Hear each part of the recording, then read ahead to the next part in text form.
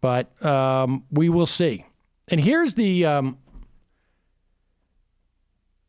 here is the real question. It's like, who's going to show up and vote tomorrow?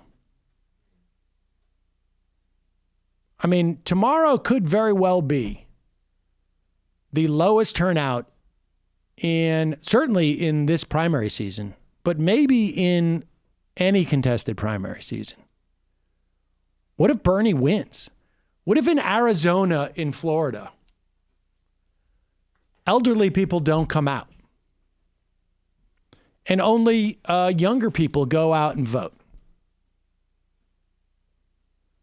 What if in Illinois, elderly people don't go out? Even more so there.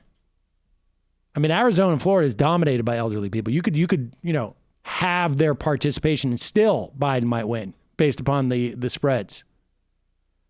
But in Illinois and in Ohio, I don't know. Are they going to say that this election is void? Can they say that? What if they say that? What if we see incredibly low participation? What if we see elderly people stay at home? What if we see like 18 to 40-year-olds made up like 70% of the electorate? I don't know. I'm just throwing out numbers, but it doesn't seem that inconceivable. Are they going to say this doesn't count? Because remember, maybe that's how Trump says, like, whoa, the election doesn't count. You already set the precedent. If I lose, it doesn't count because too few people voted. There's only 100 million people voted. We lost 20%. Half the people, rather. Or, we're 15, 20%. We lost it, so it doesn't count. I don't know. I don't know the answer to this. I'm just telling you that we could have a real crap show on our hands on Wednesday. Here is Simone Sanders who is a spokesperson for Joe Biden. And she's claiming that the CDC says that it's okay to vote. I don't know if that's true. Do we know that yet? Have they given guidance on voting? Well, they said that you shouldn't be congregating in groups of more than 50. And I would imagine most polling stations are congregate groups of more than 50. Yeah, I don't think they've specifically addressed voting. So I think it is. It says doesn't apply to schools or businesses at the time. I mean, who knows? Georgia's closed their things. We don't know. But the bottom line is just like, we're not going to hear complaints if Joe Biden wins.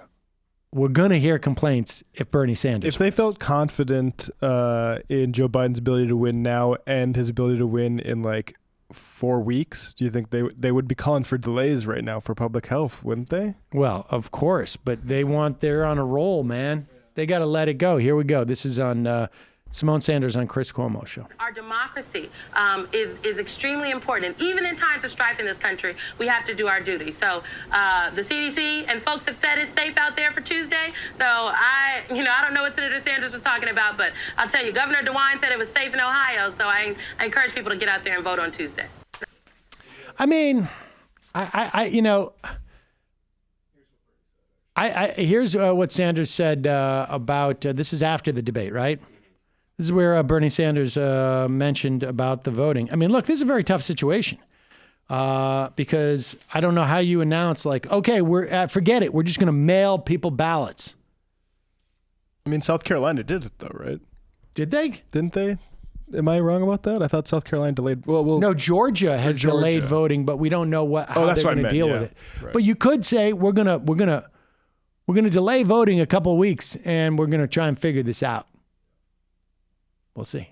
And there was a primary in New York City. Do you remember that? I don't know. There was a primary, and it was canceled for obvious reasons in New York City, and it was rescheduled 2 weeks later. Pause it. This is after 9/11. It was canceled.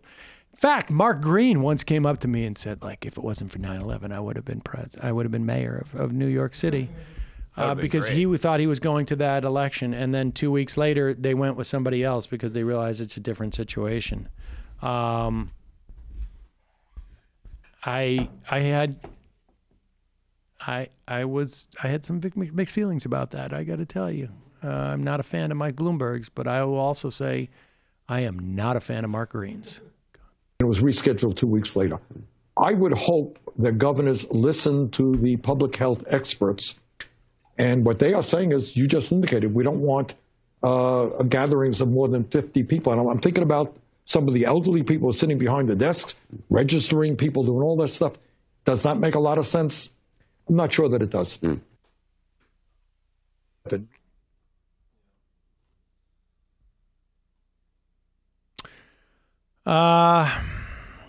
I honestly, I don't know what the answer is.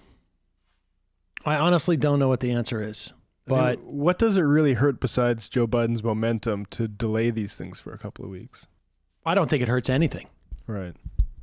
I don't think it hurts anything. And who it does hurt is the people who are going to be vectors or catch this disease. I don't know. It seems, I know that it's harder. It's hard to argue. They're telling people over the age of 60 to stay in your apartments. Right. Or your houses. I mean, that notice came a week ago.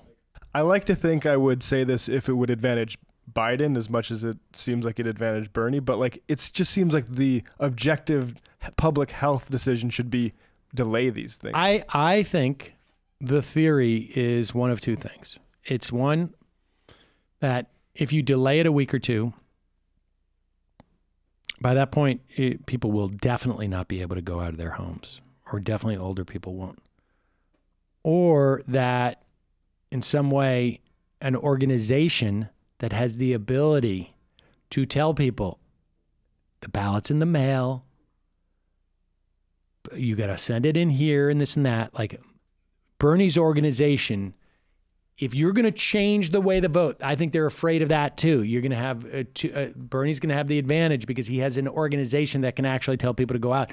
Joe Biden was bragging, like, I got no money. I have nobody working for me.